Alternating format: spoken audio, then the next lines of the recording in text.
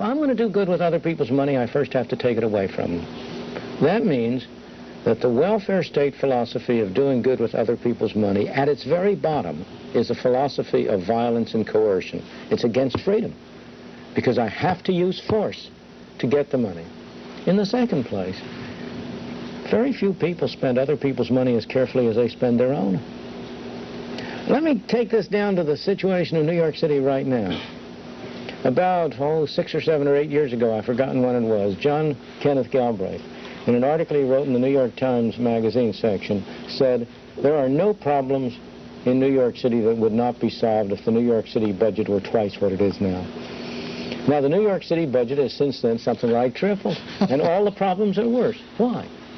Because the fact is that it's a confusion to identify the city with the people. The New York City's budget is higher, but that means that the people of New York have less to spend. It's only been transferred from people individually to the city. Now, who spends the money more carefully? The city civil servants or people who are spending their own money? Now, of course, you may say to me, well, when the city spends the money, it'll go for the good things, and so even half of it is wasted, it's better off. But that's nonsense. City civil servants and others are just like the rest of us. We're all of us interested in pursuing our own objectives. The label, again, on the bottle may be welfare or health or education, but you have to look at all of the places where it drops off en route to going there.